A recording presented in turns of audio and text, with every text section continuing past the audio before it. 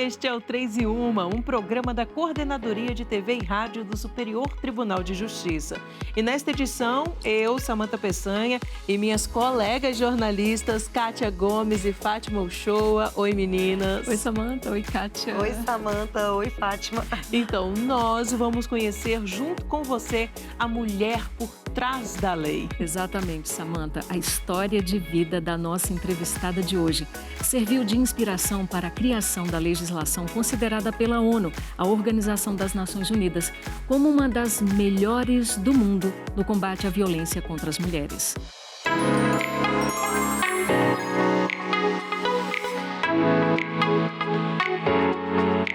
De uma família com 4 irmãos, Maria da Penha é a mais velha.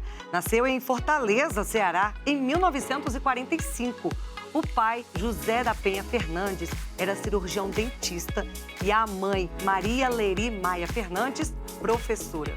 Estamos aqui com ela, Maria da Penha. Seja muito bem-vinda ao 3 e Uma, falando de forma virtual, diretamente da terra dela, Fortaleza, Ceará. Bem-vinda, Maria da Penha.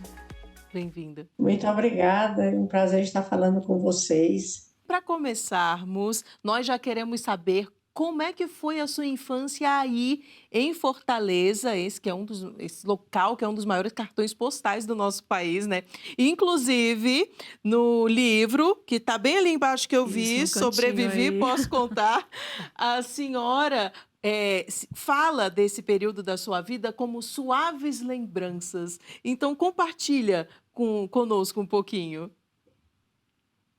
Sim, eu acredito que a minha infância, na minha época, foi uma infância normal.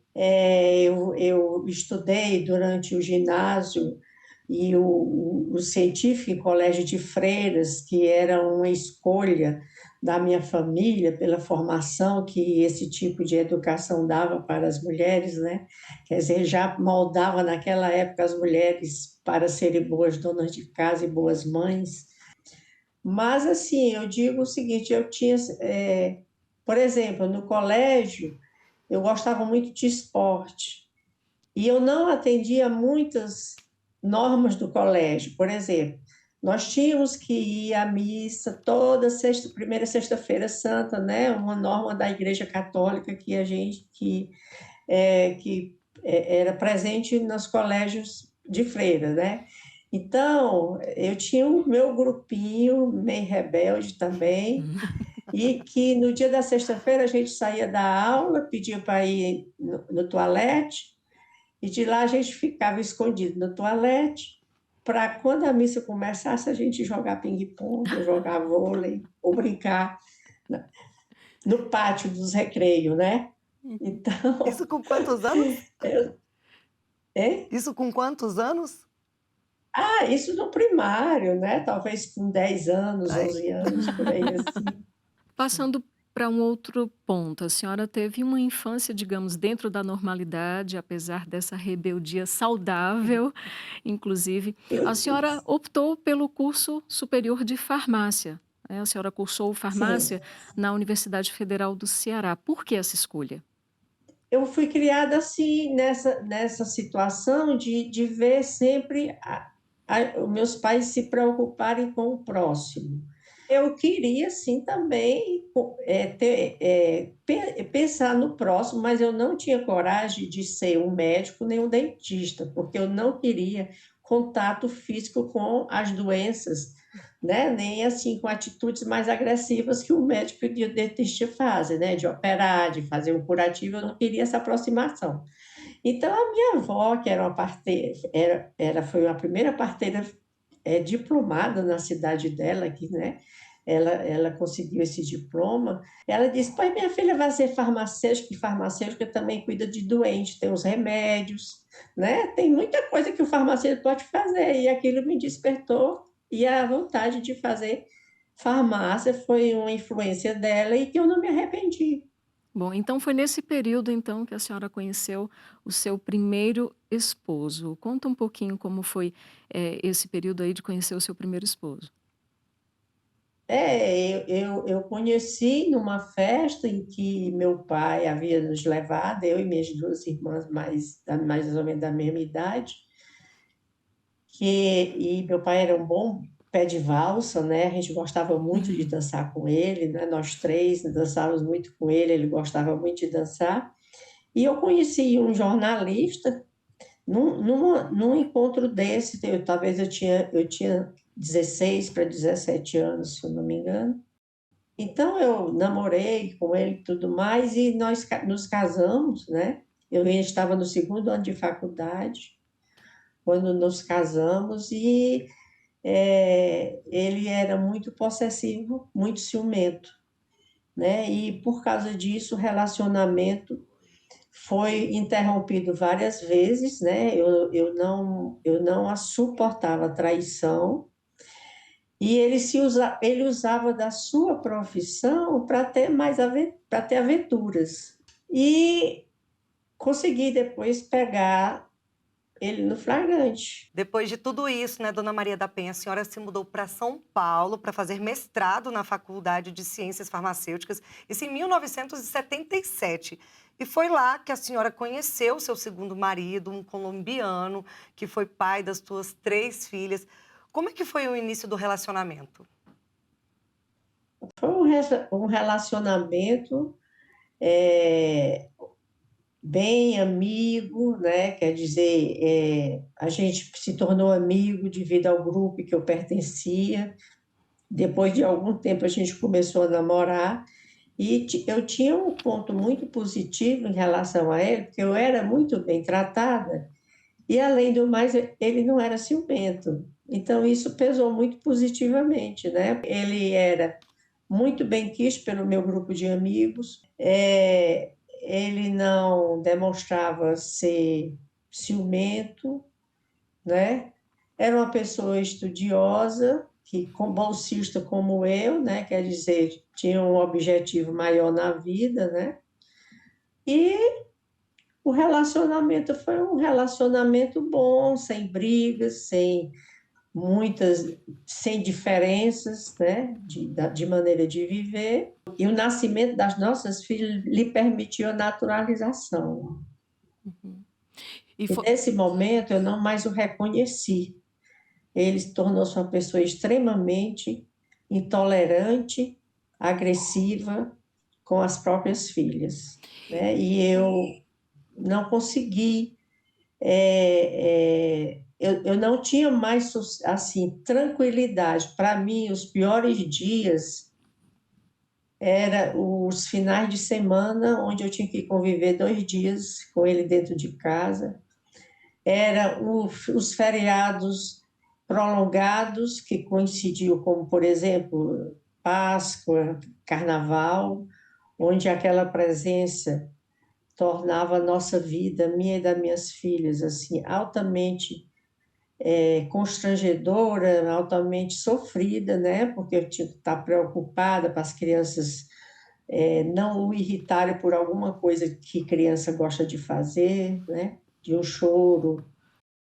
Então, eu tinha que estar atenta em todas as situações para evitar conflitos. Eu lembro de uma vez que até eu comentei com uma colega minha e ela lembrou-se depois desse fato, que ele chegou do trabalho, aí olhou e viu um quadro que existia pendurado, ele passou o dedo assim no quadro e disse: nem para tirar a poeira do quadro você serve. Então, assim, a senhora sofria agressões verbais, era toda uma tortura psicológica, mas fisicamente a senhora chegou a ser agredida? As filhas da senhora também eram agredidas? Não, fisicamente não. Uhum. Fisicamente, o máximo que talvez um empurrão ou 2, entendeu? Mas assim, porque eu evitava o máximo Ter confronto, né? esse contato, essa agressividade física, porque eu procurava atender ele no máximo possível em todas as situações para evitar que ele ficasse agressivo fisicamente. E a senhora, pensou em se separar? Chegou a cogitar? Chegou a falar para ele que ia se separar? Como é que foi? Eu comentei com ele que como nós estávamos vivendo, era melhor que a gente se separasse, porque nós não vivíamos mais com harmonia. E eu gostaria muito de ser feliz e que ele também fosse feliz, e que juntos nós não estávamos sendo felizes. E qual foi a Mas ele reação? disse: não, eu não vou me separar de você. Sim. Então vamos passar então para aquele fatídico dia em que a senhora levou o tiro. O que que a senhora se lembra daquele exato dia que a senhora foi atingida com um tiro? Quando eu acordei com um forte barulho dentro do quarto, quis me mexer, não consegui. Aí pensei, o Marco me matou com um tiro. Foi o primeiro pensamento que eu tive. E ali eu fiquei imóvel e comecei a pedir a Deus que não permitisse que minhas filhas ficassem órfãs de mãe. E eu estava ali sentindo a vida indo embora. E depois eu escutei vozes estranhas e as empregadas chegaram dizendo que a casa tinha sofrido um assalto, que o Marco tinha lutado com os ladrões e que a polícia tinha chegado e tinha levado ele para o hospital e os vizinhos estavam ali tentando ajudar de qualquer forma e chegou um casal de médicos da vizinhança e percebeu que eu estava gravemente ferida. E eu lembro desses fatos, lembro de tudo isso, todo esse movimento ali, e eu me senti aliviada quando os médicos disseram: vamos correr para o hospital, ela está muito grave. E me colocaram no carro, o vizinho trabalhava no hospital onde eu fui atendida, e me levaram para o hospital, e daí passei 2 meses hospitalizada no HGF, né, o Hospital Geral de Fortaleza, e, e saí de lá numa condição muito fragilizada, quase tetraplégica, porque eu não tinha nem condição de escovar os meus dentes, eu perdi todo o controle motor, inclusive dos braços, né?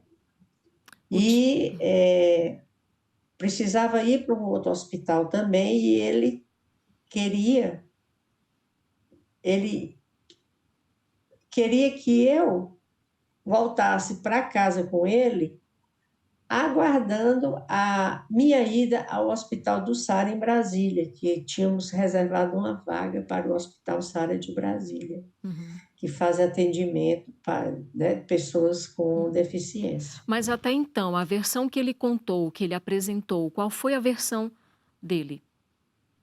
A versão contada foi de que realmente tinha havido um assalto e que ele havia lutado contra 4 assaltantes, E os assaltantes mas entraram, que, deram um tiro na senhora, isso enquanto a senhora dormia? enquanto eu dormia, né, a versão que ele contou e que me contaram foi essa. E eu acreditei piamente, porque eu tinha acordado com um tiro, mas eu tinha escutado gritos e vizinhos dentro de casa, né? Ele gritando, não sei o que ele gritar. E essa versão foi a que eu tive, né? A preocupação naquele momento da minha família foi com a minha saúde. Mas a polícia estava investigando e investigou toda essa história. Fui para Brasília, fiquei mais 2 meses em Brasília, tentando recuperei os movimentos dos braços, né? Mas, assim, tive ainda sequelas muito, passei por algumas cirurgias quando eu voltei de Brasília. E quando eu cheguei de Brasília, ele foi me buscar no aeroporto e me proibiu de receber visitas de amigos e familiares. Ele alegou que ele ia se responsabilizar por minha recuperação e não queria paparicado de familiares e amigos, que eu ia me reerguer daquela situação. E em que momento que ele acabou se tornando réu? Quando eu cheguei em casa, eu encontrei um fato interessante, assim, as minhas filhas estavam magérrimas, desconfiadas, tristes e ficaram com medo de se aproximar de mim.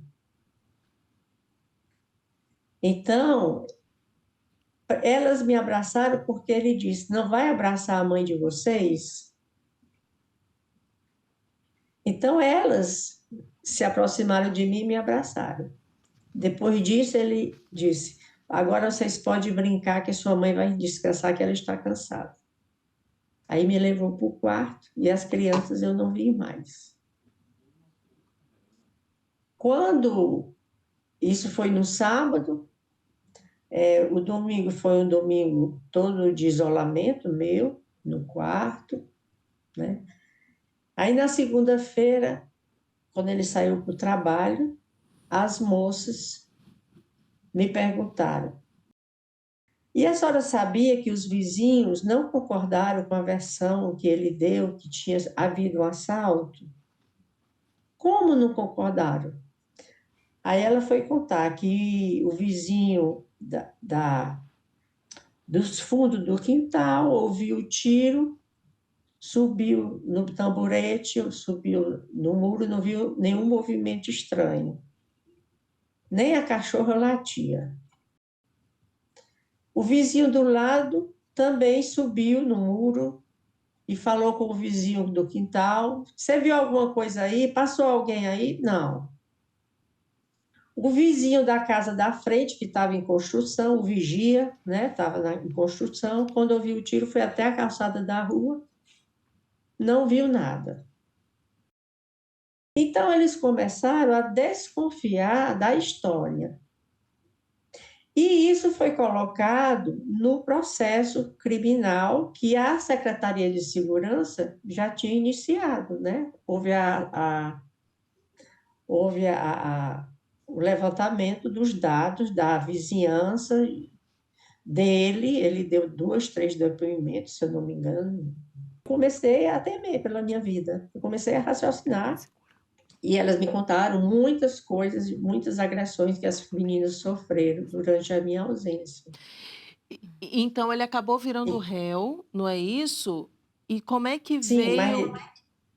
mas ele continuou réu depois de quê?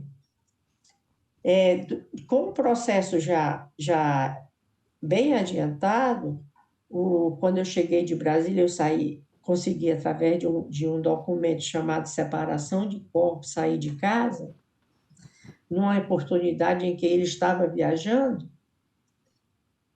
Aí o delegado me localizou, já na casa dos meus pais, e eu dei meu depoimento. Eu fui novamente depor outra vez, e as moças também foram depor. E depois dessa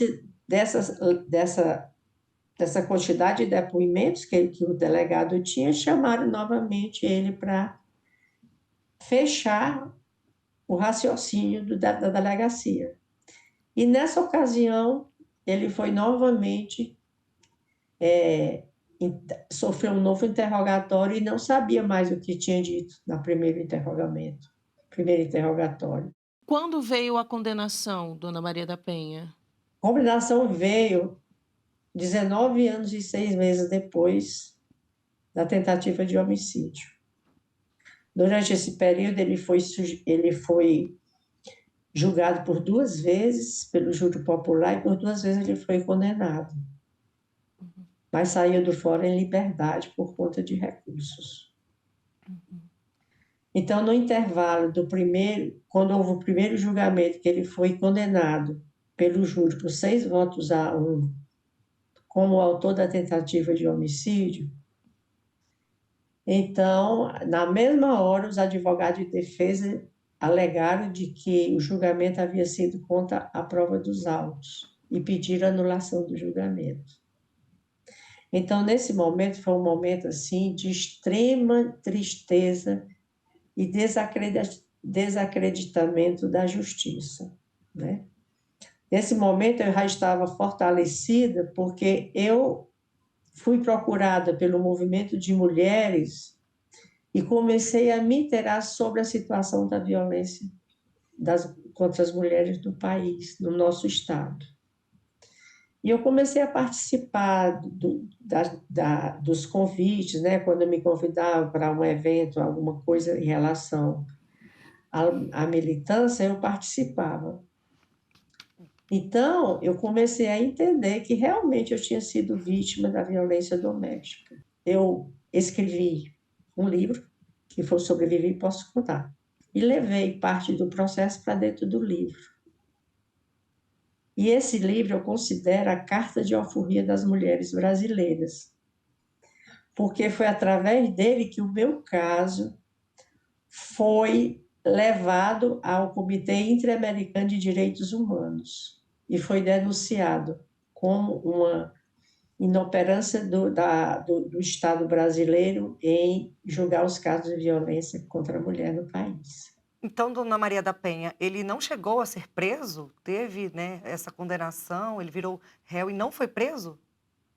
Ele só foi preso depois que a OEA, né, interferiu e sugeriu no seu relatório final a prisão do agressor, porque já tinham passado, mas faltavam 6 meses para o crime prescrever quando ele foi preso. Passou apenas 2 anos na cadeia. E a partir daí, realmente, né, o caso ganhou a mídia, a senhora, né, acabou aí tendo a lei com o nome da senhora, né, justamente por conta dessa ajuda. Se não fosse isso, talvez seria mais um Isso. caso. Um reconhecimento, Mais um então. caso, com certeza. Estaríamos em condições muito, muito, muito piores. Porque hoje em dia você vê que a lei 11.340 é considerada uma das 3 melhores do mundo no enfrentamento da violência contra a mulher. E nós ainda temos esse absurdo de casos de feminicídios, né? Por que esse número de casos? Porque falta investimento.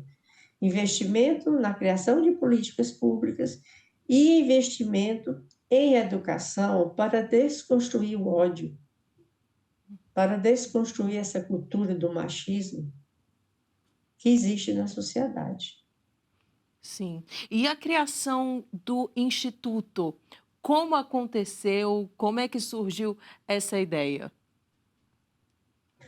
Bem, eu continuei a minha luta, a minha militância, né? E recebi a ligação de uma professora do Recife, professora universitária, Regina Célia de Almeida. Então, ela veio até Fortaleza, nós nos reunimos, entendeu? Fizemos o nosso grupo de discussão sobre isso.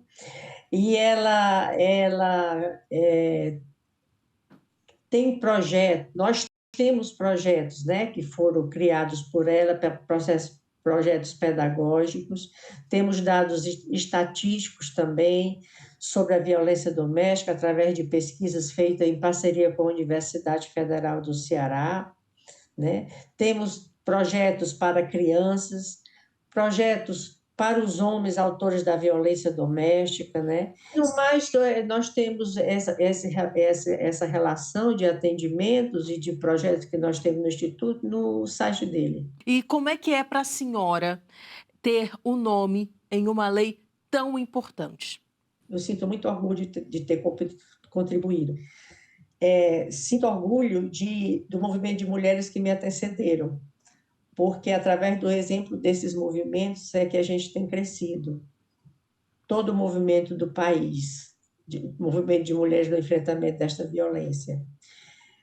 E eu falo também que há uma grande visibilidade por parte do poder público ainda, e que é uma preocupação do Instituto, sobre os órfãos da violência doméstica. Porque para cada mulher assassinada, geralmente ficam 6 órfãos da orfandade. Esse é um dado de pesquisa do Instituto, que foi feito junto com a Universidade Federal do Ceará. Então, onde estão os órfãos da violência doméstica? Convivendo com o agressor, convivendo com a família do agressor, conseguindo sair desse trauma de ter visto o seu pai assassinar a sua mãe.